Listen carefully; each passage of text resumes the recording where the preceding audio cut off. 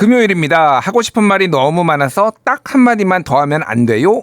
그래서 좀처럼 끝내기가 쉽지 않은 이름하야 한마디만 더 할게 클럽이 열리는 날입니다. 오늘도 역시나 전반 후반 다 쓰고 추가 시간에 연장전까지 필요할 것 같다는 불길한 예감이 드는데요. 오늘의 주제는 윤석열 대통령 취임 2주년에 맞춰 대통령 성공의 조건으로 정했습니다.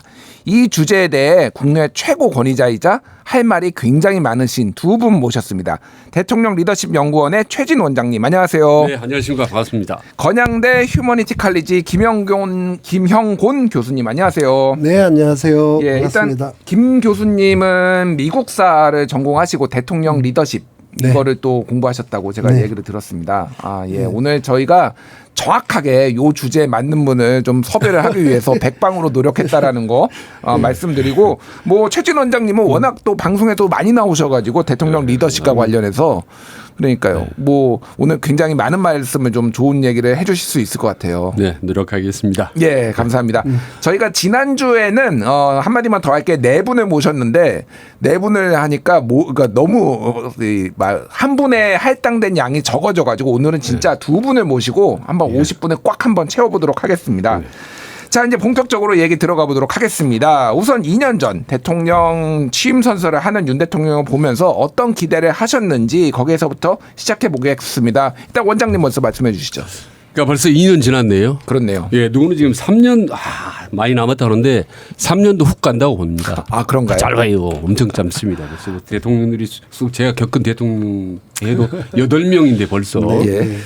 지금 모든 국민들이 대통령 취임식을 볼 때는, 취임사를 볼 때는 저도 마찬가지로 항상 차별화 기대 심리를 갖고 봅니다. 그러니까 새로운 대통령은 과거의 대통령, 전임 대통령은 뭔가 좀 달랐으면 좋겠다라는 강력한 기대 심리를 갖거든요. 그렇죠. 그러니까 윤석열 대통령이 새로 대통령이 되면은 전임자인 문재인 대통령을 좀 달랐으면 좋겠다라는 심리를 국민들이 갖고 저도 역시 마찬가지입니다. 예. 문재인 대통령이 잘했든 못했든 간에 좀 더 잘했으면 좋겠다는 기대 심리. 말하자면 이념적으로 너무 좀 휘말리지 않고 그다음 민생에 집중해서 많은 성과도 내고 소통도 잘했으면 좋겠다라는 세 가지 기대 심리는 누구나 갖고 있는 기대 심리거든요. 그렇죠. 저도 그거 몽땅 갖고 봤고 근데 많이 아쉽죠 지금. 윤석열 대통령에 대해서 좀 아쉽다. 지금 윤석열 대통령 2년이 지난 시점에서 뭐 이후로 지금 드릴 말씀 많지만은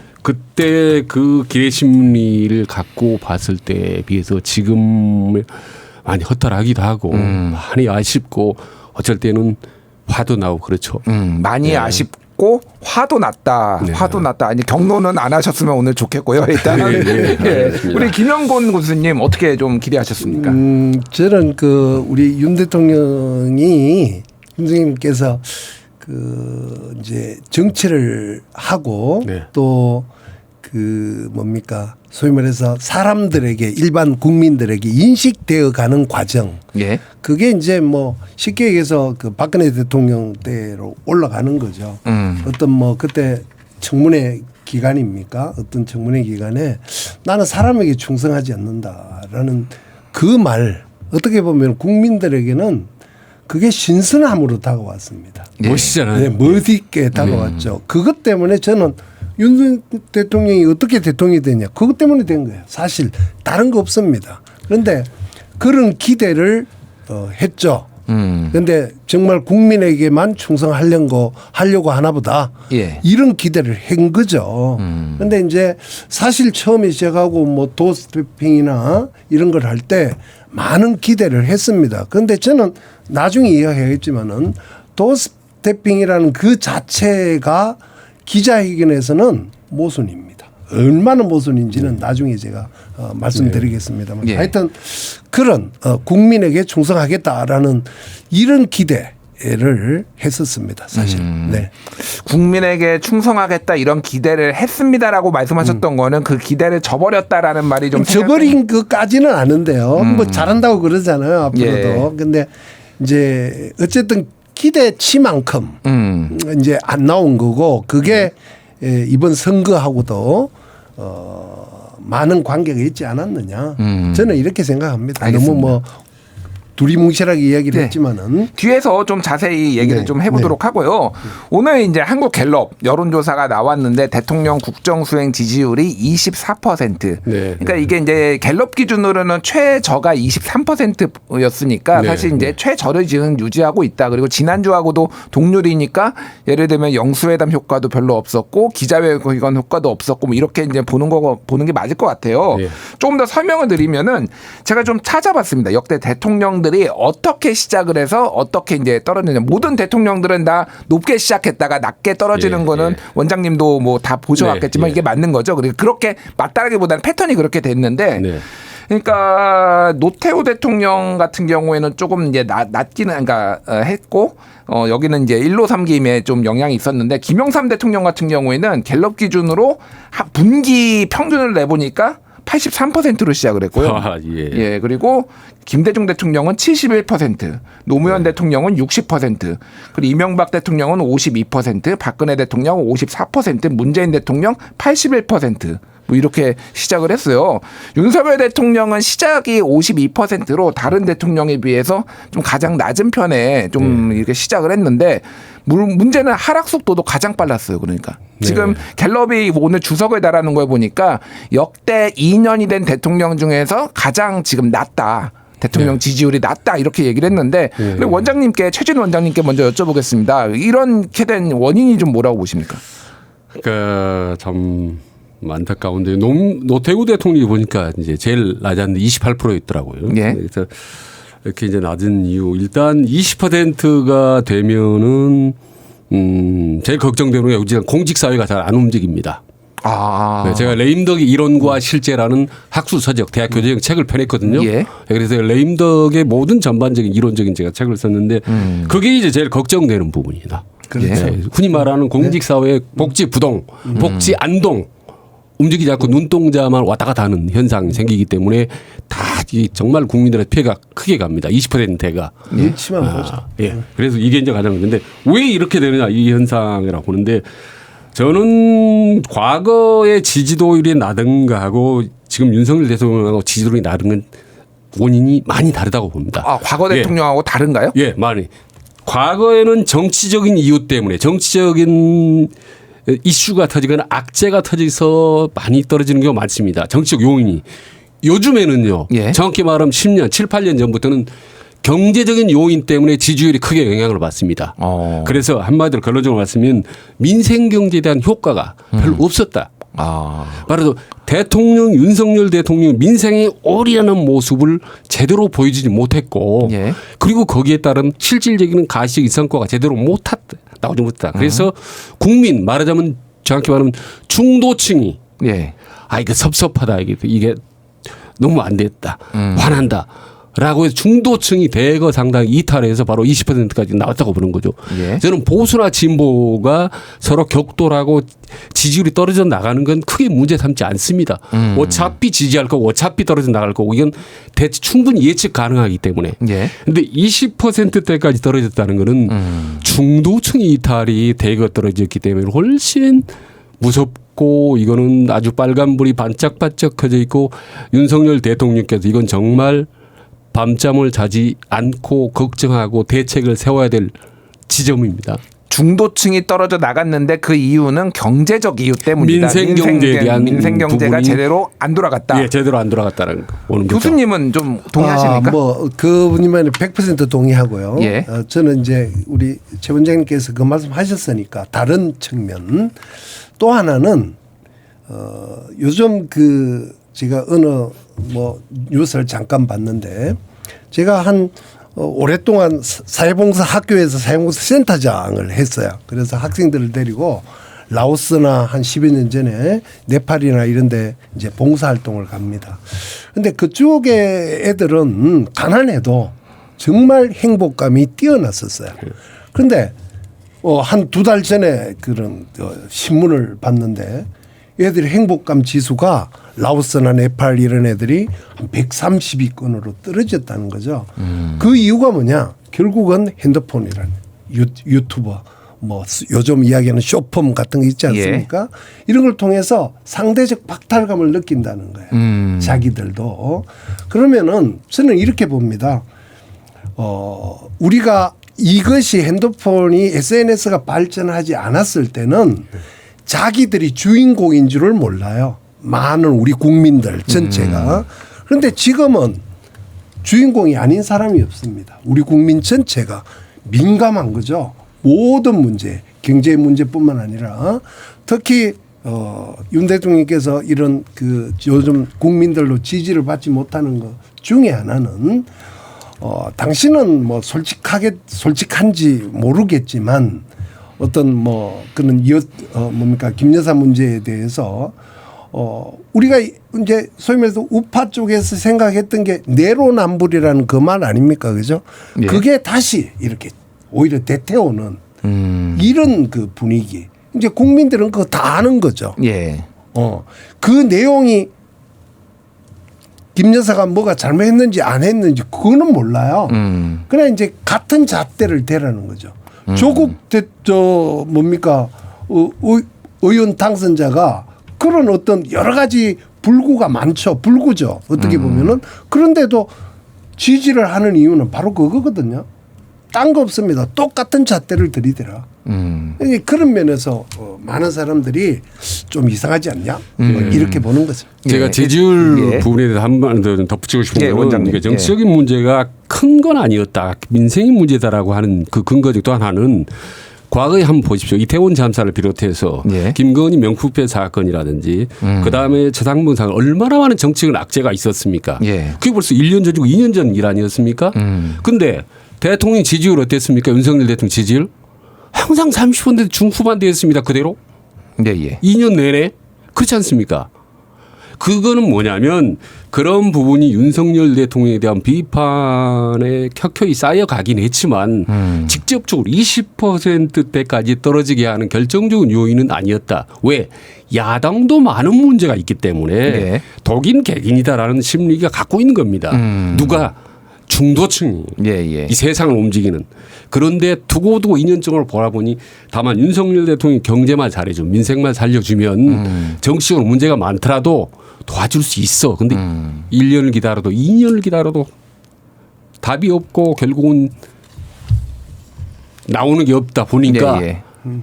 아이 좀 제발 우리 대통령께서 좀 정신 좀 차리십시오라고 세게 강력한 빨간 레드 카드를 던졌다고 보는 거죠. 알겠습니다. 제가 뭐 일단 여론조사 개요만 잠깐 소개를 하고 좀 말을 이어가겠습니다. 아까 전에 이제 오늘 나온 한국갤럽 여론조사 대통령 국정수행 지지율 긍정평가 24%는 한국갤럽이 5월 둘째 주 7일에서 9일 전국 만 18세 이상 유권자 1,000명에게 전화 면접으로 물어본 거고요. 플러스 마이너스 3.1%포인트 95%의 신뢰 수준 응답률 11.2%입니다. 자세한 사항은 중앙선거여론조사 심의위원회 홈페이지를 참조해 주시기 바라고요. 아까 전에 이제 우리 교수님께서 이제 조국 교수 이제 조국 대표 말씀하셨을 때 이제 불구라고 하셨는데 이제 표현을 제가 좀 순화를 해서 죄송합니다. 예, 이게 불구라기보다는 그러니까 결함이 많다. 네, 네. 뭐 요 정도로 제가 좀 순화를 하도록 하겠습니다. 좋습니다. 제가 조금 반론을 조금 드려야 될 것 같아요. 왜 반론이 있어야지 또 그렇습니다. 그러니까 사실 이제 대통령 국정수행 지지율이 30%대가 그러면 당연한 것이냐. 다른 역대 문재인 대통령은 퇴임할 때도 40%대 거의 찍었다가 조금 마지막에 빠졌지만은 거의 끝까지 40% 안팎의 기록을 했거든요. 그러니까 퇴임한 대통령보다도 오히려 1년, 2년 차 대통령이 30% 초중반에 기록하는 게 이게 정상적인 것이냐. 이게 하나를 여쭤봐야 될 것 같고 윤석열 대통령은 시작에 52였는데 이제 한국갤럽이 낸 자료를 제가 기반으로 한 겁니다. 그때 언제 이렇게 이게 빠지기 시작했냐라고 하면은 이제 나토 정상회의 순방 출국하고 이명박 대통령 형 집행정지했을 때 그때 한국갤럽 기준으로 43%가 됐고요. 그리고 이준석 당원권 정지 6개월 결정이 났을 때가 32로 됐고요.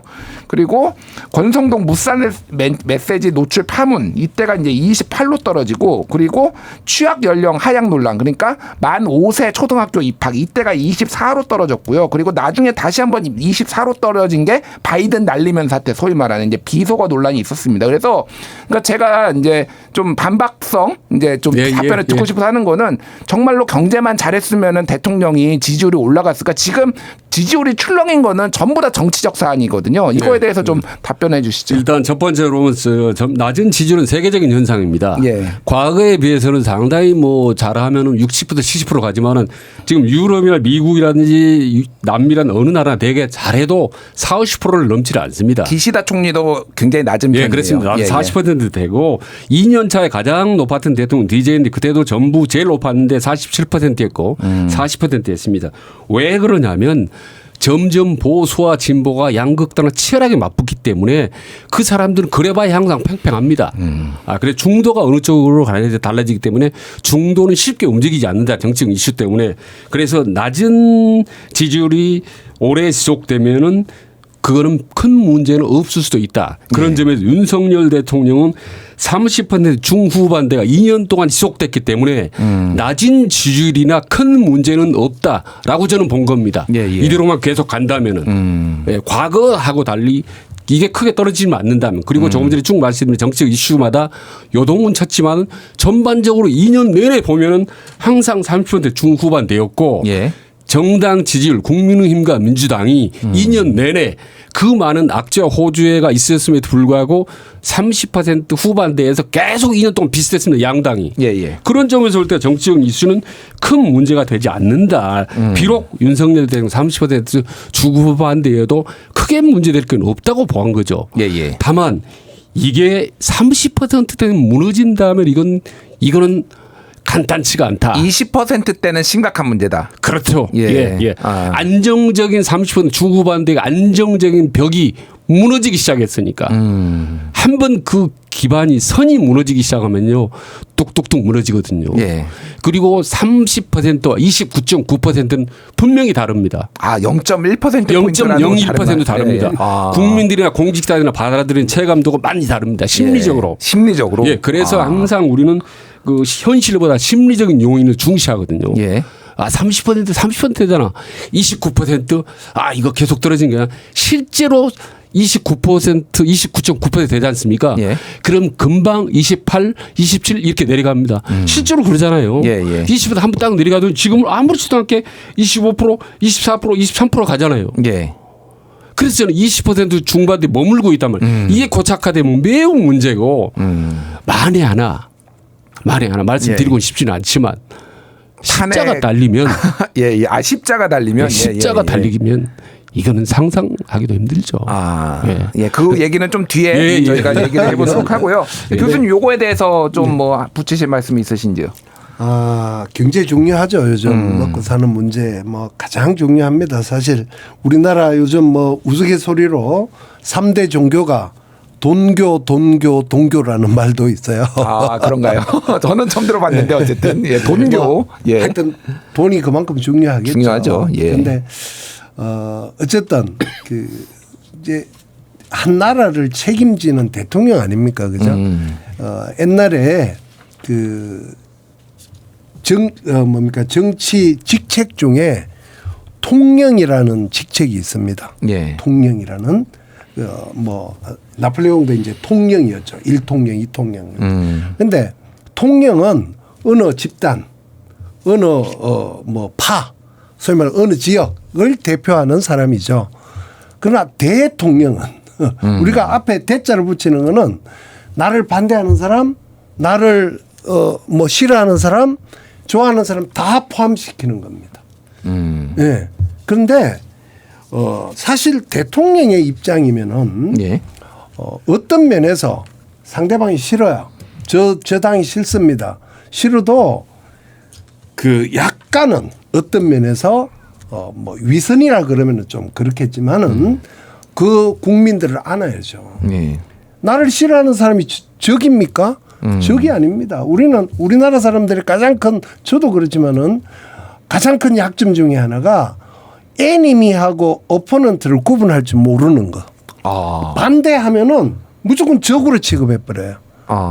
그런 면이 아주 중요한 말씀. 윤 대통령께서 아마 여당 내에 당권을 하려고 했던 그런 사람들 있잖아요. 이런 사람들을 아마 좀 이렇게 배제할 때 오포넌트가 아니고 적의 개념으로 접근하지 않았느냐. 이런 생각 때문에 아마 지지율도 예. 국민들은 아는 거죠. 아까 내로남불이라는 이런 개념을 썼지만은 그런 개념이 많이 있지 않았느냐. 저는 네. 그렇게 생각합니다. 알겠습니다. 그러니까 교수님께서 말씀하신 거는 이제 대선 승리 연합 공식이 있었잖아요. 이번 네, 윤석열 네, 대통령이 네, 이기 때 네. 이를테면은 뭐 윤석열 대통령을 중심으로 2030 젊은 보수 이준석하고도 그렇죠. 손잡고 개혁보수 안철수하고도 뭐 유승민 뭐 그렇게 하고. 중도의 안철수 이렇게 했는데 지금 과정에서 당권 뭐 도정 과정이나 선거를 치르면서 뭐 유승민, 안철수, 나경원, 이준석을 다 배제를 하면서 이 지지층 기반이 좀 약해졌다 이렇게 좀 보시는 거죠. 그러니까. 그러니까 뭐 예. 그거는 순화된 이야기고 예. 쉽게 얘기하자면은 이런 거예요. 내 편 아니면 예. 안 된다. 아. 그런 거죠. 국민들은 그런 거 압니다. 요즘은. 예. 옛날에는 몰랐는데 요즘은 다 알아요. 알겠습니다. 그게 아마 그러니까 앵커 말씀의 의미가 그 맞는 말인 것 같습니다. 지지율에 대단히 큰 영향력을 미쳤을 겁니다. 알겠습니다. 자, 이제 그래서 이런 지지율의 위기를 탈출하기 위해서 지금 어저께 그러니까 1년 9개월 만에 이제 기자회견을 취임 2주년 기자회견을 열었습니다. 그러니까 바이든 대통령하고 윤석열 대통령이 이제 공통점이 있는데 역대 최악의 불통 대통령이다라고 두 사람 다 이제 비판을 받고 있다고 해요. 근데 바이든 대통령은 취임 3년 반 동안 기자회견을 33번밖에 안 해가지고 뭐 오바마의 150번, 트럼프의 80번에 비해서 어떻게 33번밖에 안 할 수 있어? 이렇게 이제 굉장히 지금 욕을 먹고 있는데 우리 윤석열 대통령께서 드디어 이제 두 번째 취임 2년 만에 이제 두 번째 기자회견을 하셨어요. 일단 어떻게 보셨습니까? 원장님부터 말씀하시죠. 예. 사실 이번 1년 9개월 만에 하는 이제 기자회견은 사실 윤석열 대통령에게는 가장 쉬운 기자회견이 될 수가 있었고 예. 그다음에 가장 이 국면을 호전시킬 수 있는 반전시킬 수 있는 절호의 찬스였다라고 봅니다. 왜냐하면 제가 만약에 윤석열 대통령이 찬스였다면 이번 어제 여론조사 그러니까 기자회견은 아주 심플합니다. 왜? 자, 총선에서 참패했지. 지지율 20%지. 그러면 던질 메시지는 아주 간단합니다. 예. 팍 머리 꺾고 정말 최대한 낮은 자세로 반성하고 사과하면서 민생에 올인을 하겠노라고 아주 절실하게 예. 구체적으로 국민에게 호소하면 되는 거죠. 아주 심플하죠. 그런데 그런 점에서 제 바람으로 본다면 그런 부분을 했던 건 사실입니다. 윤석열 대통령 지난 2년 동안 기자회견을 해보면서 특본과 하나도 없었다고 봅니다. 예. 특본적은. 그런 면에서 요번 어제 기자회견은 과거에 비해서는 상당히 진일보했다. 사과라는 부분도 단어도 분명히 나왔고 예. 그리고 정치적으로 사실 아주 미묘한 부분들 차장동 문제나 김건희 문제나 이런 문제는요. 예. 질문하기도 힘들지만 답변하기도 매우 힘든 민감한 문제고 대통령의 토시 하나에 따라서 엄청난 파문을 일으킬 수 있는 문제인데 또 불구하고 일단 질문들이 일단 나왔고 대통령 다 답변을 했고 라는 점에서 일단 진일보한 기자회견이었다. 과거에 비해서. 예. 그럼 과거에 비해서 분명히 높이 평가합니다. 긍정적으로. 다만 예. 모두의 말씀대로 이런 절호 찬스였고 심플한 기회 이 기회를 제대로 놓치지 못했다. 더 구체적으로 더 디테일하게 더 적극적으로 예. 못한 부분이 매우 좀 아쉽죠.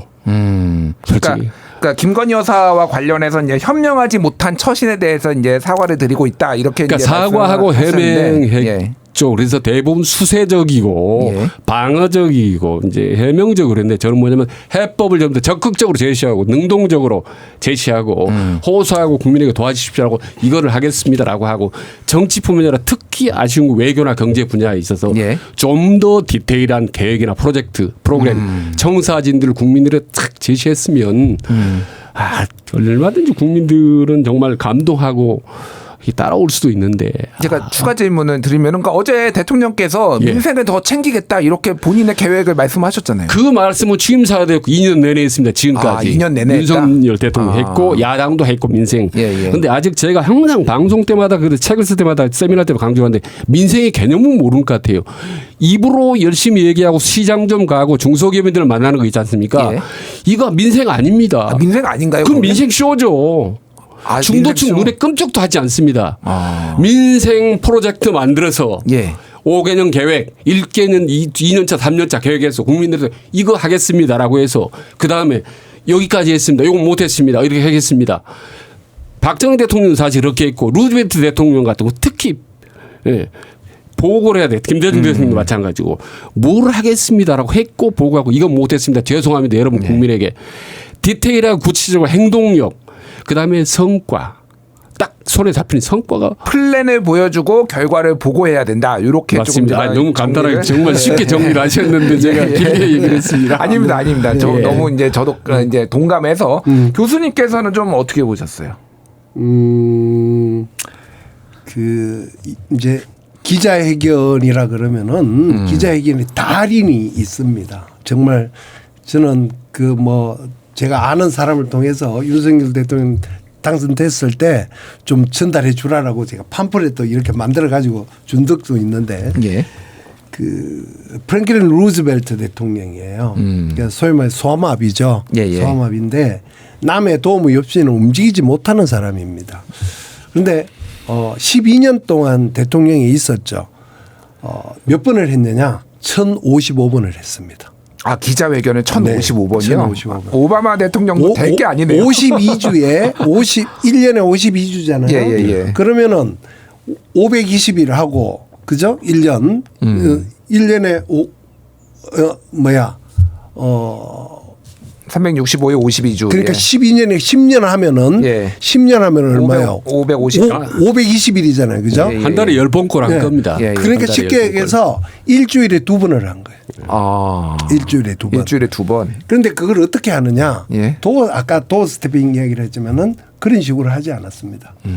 원래 기자분들 저는 기자를 잘 모르지만은 기자분들이라는 게 정말 깐깐하고 어떻게 보면은 대접받기를 원하죠. 예. 쉽게 얘기해서 기자회견처럼 해야죠. 기자회견처럼 예. 정말 잘 모셔놓고 그렇게 해야 되는데 도어 스태핑 그게 뭡니까? 이렇게 또 해가지고 그리고 하고 싶은 말만 하고 이런 것들. 루즈벨트 대통령은요 기자회견 준비를 이틀 전부터 합니다. 철저하게 합니다. 마치 왜 우리 영화 찍을 때 있지 않습니까? 예. 그 레일 달고 이렇게 움직이는. 맞아요. 본인이 움직이지를 못하니까 레일을 깔아요. 기자회견장에. 예. 그리고 페이스 투 페이스를 하지 않고 라운드 테이블을 준비합니다. 아. 그리고 그 중간에 들어가요. 그리고 참모들 예를 들어서 보좌관들, 장관들, 관련 장관들이 그 뒤에 위시를 합니다. 예. 그리고 기자회견을 받아요. 대답 못하면은 당신이 해. 교육부 장관 당신이 해. 법무부 장관 당신이 해봐. 이렇게 하죠. 1055회입니다. 예. 그게 소통 아니겠습니까? 예. 그러니까 우리가 소통이라는 말 나중에 하겠지만은 너무 아쉬워요. 아. 그런 점에서. 그런 점에서 아쉽다. 네. 그러니까 이왕 할 거면은 더 적극적으로 더 자주 그리고 이렇게 기자들하고도 어떤 스킨십이라든지 이런 것들을 좀 더 좋게 해서 아까 계속- 최 원장님께서 말씀하셨지만은 기자들은요 제가 볼 때 소위 말해서 보이스입니다. 여론을 이쪽으로 갔다가 이쪽으로 갔다가 다 지배하죠. 네. 그 사람들을 대접 잘해야죠. 그런 기자회견을 만들어 가야 돼요. 그러니까 그 대접이란 게 김치찌개를 대접하는 거를 그게 아니고요. 그게 좋아하지는 아니고. 않고요. 예, 그게 제가 아니고 기자 출신이라서 잘 아는데 기자다운 입장을 만들어 주라는 겁니다.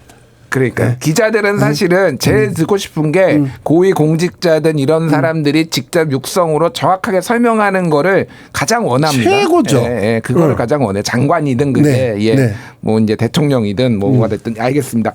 아유 지금 시간이 할 게 지금 3분의 1도 안 했는데 시간이 많이 지났습니까? 말씀하십시오. 예, 짧게 말씀하십시오. 아니, 예, 예. 저 루즈벨트 관련된 책들이 많이 나와 있는데 예. 그거 한 권만 읽어보면 그 기자회견이라든지 국민과의 대화, 노벤정답 하는 게 다 쫙 나와 있습니다. 예, 그리고 케네디 대통령도 34개월 재임했는데 1년 한 10개월 했는데요. 63회를 했습니다. 기자회견을.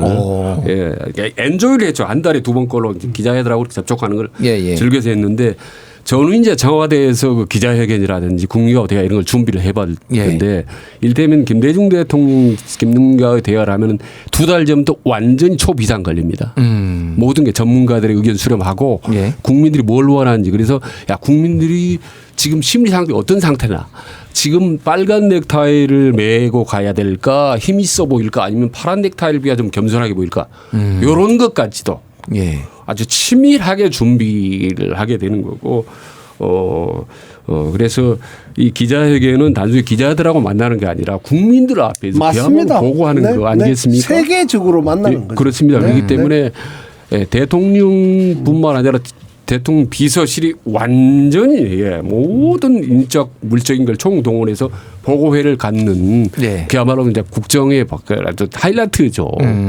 그런 점에서 본다면 좀 아쉬움이 있고 준비 부족이나 이런 부분들이 좀 아쉽죠. 사실 이거 좀 민감한 얘기인데 옛날에 예. 문재인 대통령이 하면 탁현민가 이제 기자회견이나 하리나 뭐 할 때 많이 뭐 이벤트 재밌는 거 하지 않습니까? 그렇죠. 쇼 같은 거 하고. 예.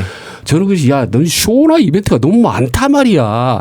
라고 저는 상당히 비판적으로 봤는데 네. 저는 뭐 윤석열 대통령 너무 쇼가 비판이 없다 이벤트가 이게 좀. 쇼도 못하냐 뭐 이런 건가요? 아니 너무 없어요. 너무 없다. 예, 아. 자, 국민들이 좀 진짜 우리가 주목하면 좀 감동적이고 재밌고 뭔가 좀 탁 울림이 올 수 있는 이거 왜 없이 너무 드라이하고 예. 몸이 건조한 것 같아 좀 안타까워. 준비 부족을 많이 지적해 주셨고 어떤 격식 행사 뭐 말씀하신다면 뭐 말씀하시죠, 김 교수님. 예. 그 우리가 지금 기자회견만 가지고 이야기를 하는데 예. 뭐 하루 종일 해도 안 되죠. 예. 어쨌든 저는 그렇게 봐요. 결국은 이제 뭐 다음 질문이 나오겠지만은 예. 대통령 혼자 모든 걸 해결하리라는 생각은 잘못입니다.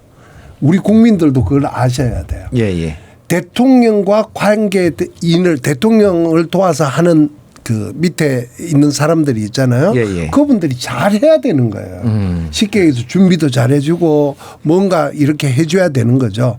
그러니까 그런 점이 과연 우리 윤 대통령께서 그런 장관들이나 뭐 보좌관들하고 이게 되나? 라는 일종의 정무 기능에서 저는 의심을 많이 갑니다, 사실. 예. 네. 알겠습니다. 자, 뭐 아직 이슈가 많이 남아서 좀 다음 주제로 넘어가도록 하겠습니다. 시간 많이 남았습니다. 한 2시간 남았습니까? 아, 그럼 2시간이요? 제가 또 일정이 있어가지고. 자, 인사 얘기로 좀 넘어가 보도록 하겠습니다. 뭐 인사가 만사. 사실 대통령의 가장 큰 권한은 인사 아닙니까? 네. 자, 그런데 이제 그러니까 문재인 정부 때는 이제 청와대 이제 인사를 좀 말씀드리면 이제 38수석을 처음에 이제 문재인 정부 때 유지를 했는데 이거를 25수석으로 좀 슬림화한다고 했다가 지금 최근에는 정책실도 부활하고 이를테면 뭐 과학수석도 만들고 그리고 이제 민정수석도 또 만들고 이제 검사 출신 김주현 전 법무차관도 임명하고 했는데 최근에 인사 좀 어떻게 보시는지 먼저 교수님 좀 말씀해 주시죠. 우리 질문지 중에 예. 그 뭐 잘한 거 또 못한 거 뭐 이런 거 해서 그러는데 저는 뭐 물론 잘한 거 많습니다. 잘한 거 많지만 어제 뭐 기자회견에서도 많이 나왔지만은 우선 뭐 잘한 걸 조금 이야기하자면은 그 어쨌든 저는 뭐 보수 진보 뭐 좌파 우파 이게 나쁜 게 아닙니다. 그걸 활용하는 사람이 공공성을 가지느냐 아니면 사적인 이득을 가지느냐의 차이지. 어쨌든 보수 노선의 가치를 바로 잡아주고 또 시장 경제 논리를 강조하셨고 또 외교의 어떤 그런 다변화한 것은 정말 잘했다고 생각합니다. 단 못한 것을 생각하면은 결국 여기에서 다 인사 문제인데 해결되는데 정말 이런 단어를 안 쓰고 싶은데 제가 공부하는데 이제 실패한 대통령들에게서 공통적으로 나타나는 겁니다. 뭐냐면은 오만입니다. 오만. 네. 아. 오만 다음에는 뭐가 붙습니까? 편견이 붙죠. 오만 다음에는 편견은 책도 있잖아요. 책이 그죠? 있죠. 예. 오만과 편견인데 그게 인사하고 연결됩니다. 오만은 검찰 나만 할 수 있다. 검찰들만 할 수 있다라는 그 생각이에요. 그리고 편견은 뭐냐? 검찰이 아닌 사람은 안 되는 걸로 보는 거죠. 또 내 편만 할 수 있고 내 편이 아닌 사람은 안 되는 거죠. 결국 인사 스타일이 그렇게 갔습니다. 지금도 인사하고 있는 것을 보면은 그런 거예요. 소위 말해서 역대 대통령 중에 저는 잘은 모르겠습니다. 추측상 그래요. 서울대 법대 출신들만 가장 많이 썼을걸요. 네. 그러니까 그래서 뭐가 나오느냐 하면은 못한 것 중에 오만과 편견이면은 결국은 인사도 그렇게 되는 거죠. 예. 그러면 이제 이런 거예요. 우리가 근친상간이라는 교배를 하잖아요. 예. 근친상간을 하면 제가 미국에 잠깐 있을 때 대학에서는요. 미국 대학에서는 그 대학 출신 그 학생들 쓰지 않습니다.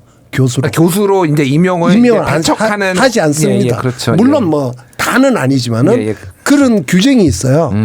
그런데 같은 검찰, 같은 대학 선후배 이러면은 말 못하죠. 말 못합니다. 이게 처음에는 잘 되는 것 같아요. 근친상간을 하면은. 그런데 근친상간 하면요. 결국은 어떻게 되느냐. 예. 말 못합니다. 저는 뉴스에 종종 이런 말 많이 들어보셨을 거예요. VIP께서는 대노했다. 경로하셨다. 경로했다. 예. 아니 대장은요. 예. 원래 대장님이 미안한데 대통령이나 총 리더는 예. 원래 화를 내면 안 됩니다. 화를 내면 그 밑에 있는 사람은 답하지 않습니다. 그 다음에는 말 안 해요. 예. 왜 말해서 괜히 미움받는데? 제 인사로 불이익 받는데 예. 경제적으로 내가 불이익 받는데 왜 내가 말을 하겠습니까? 말 안 하죠. 예, 예. 어떻게 보면은 지금 대통령실에서 그런 난맥이 있지 않을까? 예, 예. 저는 그렇게 봅니다. 예, 잠깐만 요거 하나만 말씀드리고 이제 아까 전에 오늘 그 많이 이게 격한 표현들을 많이 쓰셔서 이제 근친상간이라는 표현은 제가 조금 바로잡고 순화시켜서 이제 다양성 부족이나 순혈주의 뭐 이 정도로 제가 좀 바로잡게 그러니까 근친상간을 하면은 유전자적으로 결함이 있는 이제 자녀가 태어날 가능성이 높은 것처럼 순혈주의가 되면은 굉장히 다양한 외부의 위협에 다양성을 가지고 이제 대응하지 못하기 때문에 사약적 용어로도 그런 말 씁니다. 예, 많이. 예, 예, 예. 뭐 예. 아무래도 이제 근친상간이라는 종교 말. 방송이기도 하니까 네, 네, 저희가 알겠습니다. 예, 알겠습니다. 예, 교수님 말씀하시죠. 예, 예. 그러니까 대한민국 역대 청와대에 보면 이제 공통점이 있는데요. 다 예. 모든 하나가 처음에는 조직을 줄였다가 나중에 늘리는 게 모든 대통령이 다 그랬습니다. 그렇죠. 예. 그래서 처음에 초기에 청와대 조직 줄인다 그러면 보나마나 늘릴 텐데 줄여서 꼭 늘려서 저렇게 할 필요가 있을까라는 것. 또 하나 모든 대통령이 다 아시다시피 정실 인사를 다 합니다. 네. 가까운 사람 같은 동향 또 선거 캠프에 있었던 사람. 그래서 어느 정도 청와대 조직을 나중에 늘리거나 주변 사람을 챙기거나 하는 부분은 어느 정도나 불가피하게 국민들도 용인한다. 다만 정도의 문제다 그게. 예. 예, 그런 점에서 아쉬운 부분은 지금 가뜩이나 윤석열 정부가 검찰 정부 뭐 검찰 어떻게 하는 마당에 민정수석실을 부활한 것까지는 이해하겠으나 여기 다 민간인 비검찰 출신에 있으면 얼마나 좋았을까. 우리 예. 김대중 정부도 저도 생생합니다. 민정수석실 부활할 때 고민 끝에 부활하면서 교수 출신이고 시민단체 했던 김성재 수석을 딱 앉았거든요. 예. 그런 부분이 상당히 의외였다라고 보는 거고 그런 점에서 좀 아쉽고 또 하나는 민정수석실은 그야말로 칼입니다. 칼. 예. 아주 대통령의 편리한 칼이기 때문에 아주 쉽게 남을 벨 수도 있지만 자기가 잘못하면 자기가 벨 수도 있습니다. 예. 양날의 칼이라는 걸 항상 염두에 둬야 된다는 거 하고 그리고 또 하나는 이제 탕평 인사 이 부분이 정말 너무 적은 것 같아요. 이 부분이 가장 윤석열 정부에서 아쉽고 아까 화가 난다고 하는 예. 화나는 저는 대통령 인사가 중요하다는 측면에서 뭐라고까지 얘기하냐면 인사는 천사다 얘기합니다. 인사만 잘만 하면 악마도 천사처럼 보인다라고 할 정도로 저는 예. 대통령 인사는 정말 중요한 거거든요. 그런 점에서 저는 통합 인사는 바라지도 않습니다. 예. 무슨 뭐 과거 정부 사람이 전혀 색깔 탕평 인사 정도는 색깔이 다른 사람 인사나 특히 말이죠. 요번에 하나만 지적할게요. 예. 총선에 떨어졌던 그 용산 비서실 출신을 다시 기용하지 않습니까? 예, 뭐 이원모 비서관, 이원모, 예. 그럼 공직기강 비서관으로 다시 들어가게 됐죠. 예, 예. 이번에. 이 부분 이를테면 야당이 비판하지 않습니까? 그 회전문 인사다. 예. 근데 야당은 당연히 비판하죠. 그게 뭐 그럴 수 있죠. 근데 이게 왜 안 되냐? 왜 무섭냐? 여권 내부의 강력한 위화감과 분열을 만들거든요. 뭐 이건 청와대 근무하던 사람 우리는 열심히 일하는데 청와대 총선 나갔더니 떨어져 다시 들어오네? 라고 하고 내부에서 제가 청와대 있어 보니까 불만스럽고 또 청와대 많이 떨어졌던 국민의힘 또 낙선자들이 뭐야 그러면 우리는 저 사람 가까운 사람 챙기나? 여권 내부에서 훨씬 더 문제이기 때문에 대통령은 그런 인사를 하면 안 되는 겁니다. 야당이 비판이 무서워서가 아니라. 알겠습니다. 예, 교수님. 최 원장님께서 그 말 아주 디테일하게 잘 지적하셨는데요. 우리가 세종 또 링컨 이런 사람들 뭐 죽고 없지만은 정말 위대한 리더라고 그러잖아요. 그 사람들의 공통적인 세계적으로 리더들의 공통적인 가장 리더십에 있어서 찬양을 받는 예. 그 중에 하나는 바로 인사 문제입니다. 그런데 뭐냐면은 리더가 수류탄을 만들고 예. 리더가 버스 운전을 하고 뭐 버스비가 얼마고 이런 거 필요 없습니다. 아리백이 얼마입니까? 이런 거 필요 없어요. 몰라도 됩니다. 리더는 뭘 해야 되느냐? 유심간택을 해야 됩니다.